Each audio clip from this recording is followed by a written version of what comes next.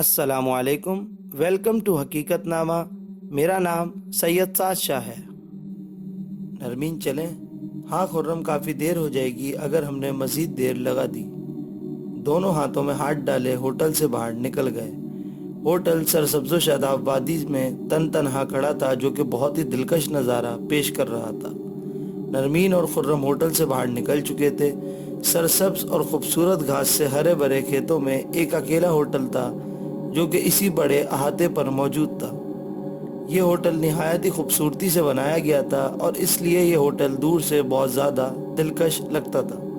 Hotel کے باہر کی گاڑیاں کھڑی تھیں، جن میں ایک پہاڑی جیپ بھی موجود تھی۔ ان کو اجازت تھی کہ اگر وہ چاہیں تو وادی میں جیپ لے کے جا سکتے ہیں، مگر ان کا ارادہ آج پیدل جانے کا تھا، کیونکہ آج موسم بہت سہانا تھا اور یہ ہوٹل کی جیپ بھی مسافروں کے لیے تفریح کے طور پر رکھی گئی تھی۔ مگر جانے سے پہلے اس جیپ کا کرایہ ہوٹل کے مینیجر کے پاس پہلے جمع کرانا پڑتا تھا۔ دونوں ہاتھوں میں ہاتھ ڈالے ہوٹل سے دور ہوتے گئے۔ ہوائیں چل رہی تھیں، نرمین کے ریشمی بال بار بار اس کی آنکھوں کے اوپر آ جاتے تھے۔ وہ اس لمحے کو بہت ہی پیاری لگ رہی تھی اور وہ بار بار اسے دیکھ رہا تھا۔ نرمین، تم بہت ہی پیاری لگ رہی ہو، میں تمہاری کچھ تصاویر لے لیتا ہوں۔ وہ بولی، تم بھی بہت ہی پیارے لگ رہے ہو، جلدی کرو، نکالو کیمرہ۔ تصاویر تو یادگار ہوتی ہیں اور میں یہ یادگار ہمیشہ کے لیے محفوظ کرنا چاہتی ہوں۔ دونوں اب وادی میں پہنچ چکے تھے۔ پہاڑوں کے دامن میں ہری بھری سرسبز و شاداب پہاڑی تھی، گھنے درخت پورے ماحول کو خوشگوار بنا رہے تھے۔ دونوں نے کئی تصاویر لی۔ اچانک خوبصورت اور سہانا موسم نے کروٹ بدل لی اور سفید بادل کالے بادلوں میں ڈوب گئے۔ ماحول میں عجیب سی ویرانی چھا گئی۔ خرم، یہ کیا ہو رہا ہے؟ وہ بولا۔ نرمین، موسم کا کوئی اعتبار نہیں ہوتا کہ کب سہانا موسم خوفناک موسم میں بدل جائے۔ ٹھنڈی ہواؤں کی جگہ آندھی نے لے لی، ہلکی پھلکی بوندا باندی کی جگہ ایک دم موسلادھار بارش ہونے لگی۔ خرم نے بروقت چھتری بیگ سے نکالی اور دونوں چھتری کے نیچے کھڑے ہو گئے، مگر تیز آندھی کی وجہ سے چھتری چھوٹ گئی۔ چھتری آندھی کے زور سے اڑتی ہوئی پہاڑوں کے دامن میں کہیں کھو گئی۔ بارش کی بوندوں میں دونوں گیلے ہونے لگے۔ دونوں نے گرم شال اور گرم کپڑے پہن رکھے تھے اور سردی والی بارش کی وجہ سے اور بھی زیادہ ہو گئی تھی۔ خرم، اگر ہم اس برستی ہوئی بارش میں بھیگ گئے تو ضرور ہمیں شدید بخار نے آ گھیرنا ہے۔ نرمین کی فکر مندی میں ڈوبی ہوئی آواز سنائی دی۔ ہاں نرمین، تم ٹھیک کہہ رہی ہو اور ہمیں کوئی انتظام کرنا ہوگا کہ خود کو اس تیز طوفانی بارش سے بچا سکیں۔ بارش تیز تھی اور تیز بارش کو آندھی جھکنے پر مجبور کر رہی تھی۔ دونوں آندھی کے مخالف سمت میں بھاگنے لگے۔ قریب دونوں کو ایک جگہ نظر آ گئی جہاں اوپر پہاڑ جھکا ہوا تھا اور اس جگہ پر گھنے درختوں کا سایہ بھی تھا۔ دونوں اس جھکے ہوئے پہاڑ کے نیچے کھڑے ہو گئے۔ وہ دونوں وقتی طور پر تو بارش سے بچ گئے، مگر رفتہ رفتہ بارش زور پکڑتی چلی گئی۔ خرم، اب کیا ہوگا؟ بارش تو رکنے کا نام ہی نہیں لے رہی ہے۔ پچھلے 3 گھنٹوں سے ہم اس جگہ میں کھڑے ہیں، شام کے اندھیرے پھیل چکے ہیں۔ مجھے بہت ہی زیادہ ڈر لگ رہا ہے کہ پتہ نہیں کب کیا ہو جائے گا۔ وہ سردی سے کانپ رہی تھی۔ میں کھڑے ہیں، شام کے اندھیرے پھیل چکے ہیں۔ مجھے بہت ہی زیادہ ڈر لگ رہا ہے کہ پتہ نہیں کب کیا ہو جائے گا۔ وہ سردی سے کانپ رہی تھی۔ ہاں تم ٹھیک کہہ رہی ہو، ہم جس جگہ کھڑے ہیں یہ جگہ بھی کافی سرد ہے اور بارش کی وجہ سے تو یہ سرد ترین ہو جائے گی۔ ہمیں ذرا اور انتظار کرنا چاہیے۔ ابھی سہ پہر کا وقت ہے، مگر شام کے وقت میں خاصا وقت باقی ہے۔ جب کالے بادل ہوتے ہیں تو ایسے ہی لگتا ہے کہ جیسے شام ہو گئی ہے، اندھیرا پھیل گیا ہے۔ خیر، ہم ہوٹل سے 2.5 گھنٹے کے فاصلے پر ہوں گے۔ جب بارش رکے گی تو ہم چلے جائیں گے۔ شکر ہے کہ ہم پہاڑ کی چوٹی پر نہیں گئے، ورنہ سردی سے مر جاتے۔ ہاں خرم، بس خدا سے دعا کرو کہ بارش رک جائے۔ مگر 2 گھنٹوں تک وہ دونوں مزید وہاں کھڑے رہے، مگر حیرت انگیز طور پر بارش بالکل بھی ختم نہ ہوئی تھی۔ ہر چیز کالی چادر میں کھو گئی۔ خوف کی سرد لہر ان کی ریڑھ کی ہڈیوں میں دوڑ گئی۔ خرم نے جلدی سے بیگ سے ٹارچ نکالی۔ وہ اس کی روشنی میں دور تک دیکھ سکتا تھا۔ वो इधर उधर देखने लगा और फिर इसने टॉर्च की रोशनी में पहाड़ के दामन में एक गोल सुराग देखा जो पहाड़ी ज़मीन के अंदर की तरफ जाता था। ये सुराग भी महफूज जगह थी और बारिश का पानी इसे नहीं पहुंच सकता था।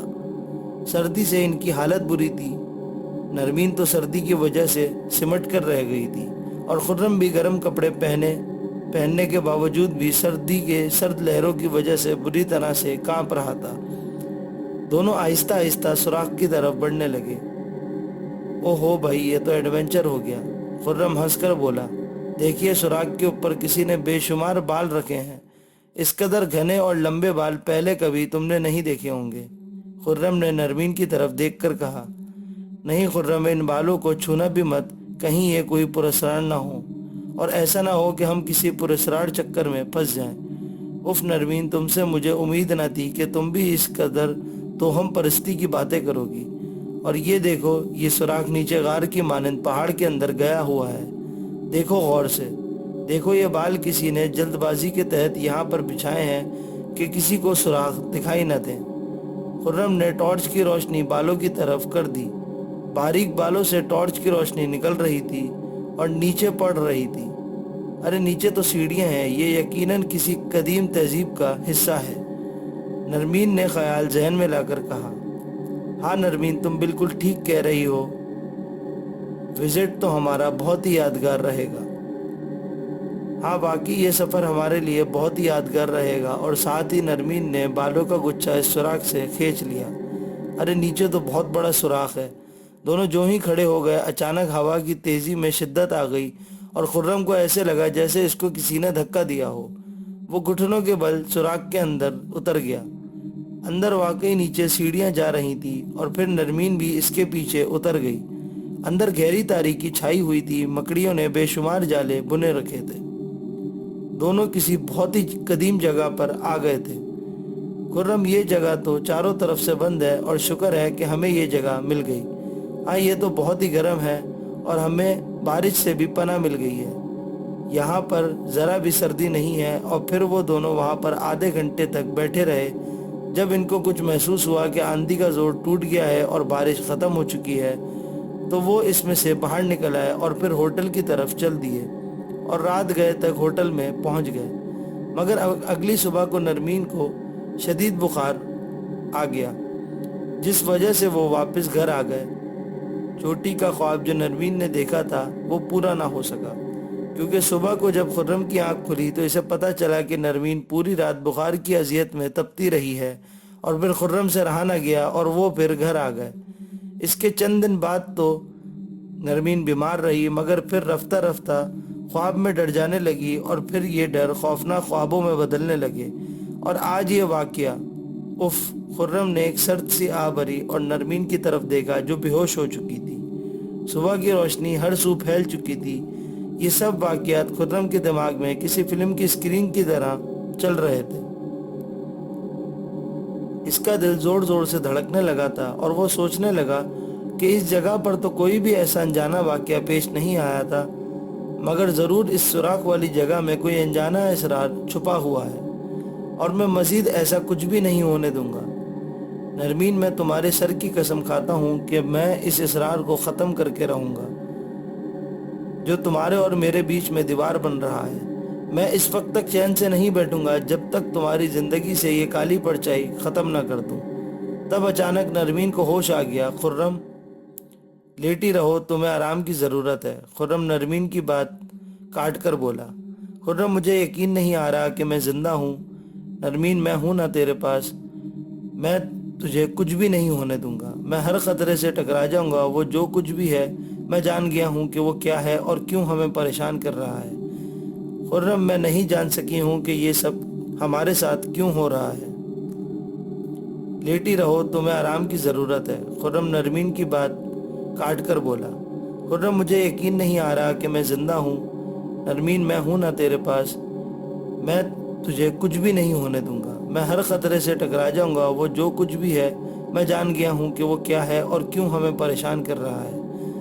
खुर्रम, मैं नहीं जान सकी हूँ कि ये सब हमारे साथ क्यों हो रहा है। دوستوں اگر ابھی تک آپ نے ہمارا چینل سبسکرائب نہیں کیا تو نیچے موجود بیل آئیکن کو پریس کر دیں۔ نرمین تمہیں یاد تو پڑتا ہوگا کہ کچھ ہفتے پہلے ہم دونوں کالی وادی میں گئے تھے۔ وہاں پر ہم دونوں ایک ہوٹل میں ٹھہرے تھے اور پھر ایک دن ہم دونوں سہانے موسم میں ایک سیر کی غرض سے وادی میں گھومنے چلے گئے تھے، مگر سہانا موسم ایک دم خوفناک ہو گیا تھا اور اس شام کو ہم دونوں ایک سوراخ میں رہے تھے اور اس سوراخ میں بالوں کا ایک گچھا تھا جو تم نے ہٹایا تھا۔ میرے خیال میں وہ جگہ بھاری تھی، اس میں ضرور کوئی غیبی طاقت رہتی تھی۔ اور پھر جب ہم صبح ہوٹل میں اٹھے تو تم کو شدید بخار ہو گیا تھا، تم بہت ہی گھبرا رہی تھی، مگر میں نے پھر تمہیں زبردستی گھر لے آیا۔ وہ بخار تو چند دنوں میں ہی اتر گیا، مگر پھر تمہیں ڈرانے خواب آنے لگے اور پھر خوفناک آوازیں اور کل رات یہ بھیانک واقعہ جسے ہم دونوں نے ہی محسوس کیا تھا۔ خرم آپ کہنا کیا چاہتے ہیں؟ نرمین بات بہت ہی آسانی سے سمجھ میں آتی ہے کہ جس جگہ ہم گئے تھے وہاں پر کسی غیبی طاقت کا بسیرا تھا اور شاید ہمارے وہاں جانے سے وہ ڈسٹرب ہوئی تھی اور اب ہم سے کوئی بدلہ لینا چاہتی ہو۔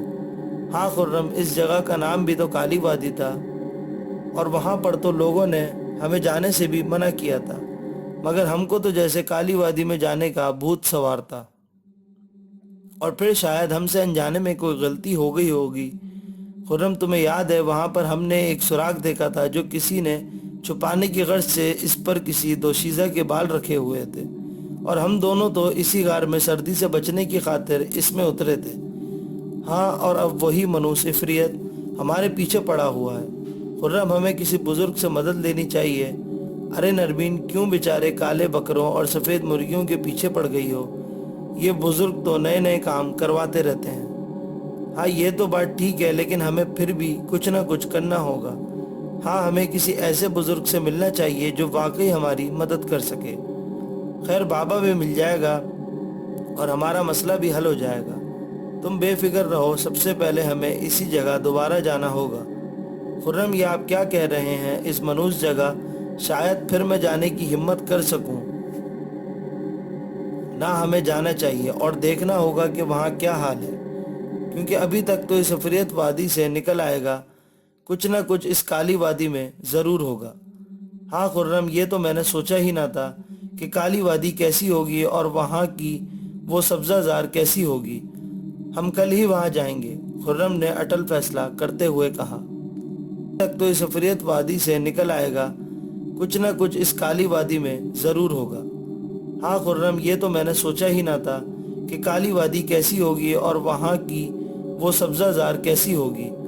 ہم کل ہی وہاں جائیں گے، خرم نے اٹل فیصلہ کرتے ہوئے کہا۔ مگر خرم، کہیں ہم پھر سے کسی نئی مصیبت میں نہ گرفتار ہو جائیں کہ ہم تو پہلے ہی ایک عفریت کے شکنجے میں پھنسے ہوئے ہیں۔ بس میں جو کہتا ہوں ویسا ہی کرو، ٹھیک ہے؟ جیسی آپ کی مرضی۔ اوکے، اب تم کچھ سامان کی تیاری کر لو اور بس جانے کی تیاری پکڑو۔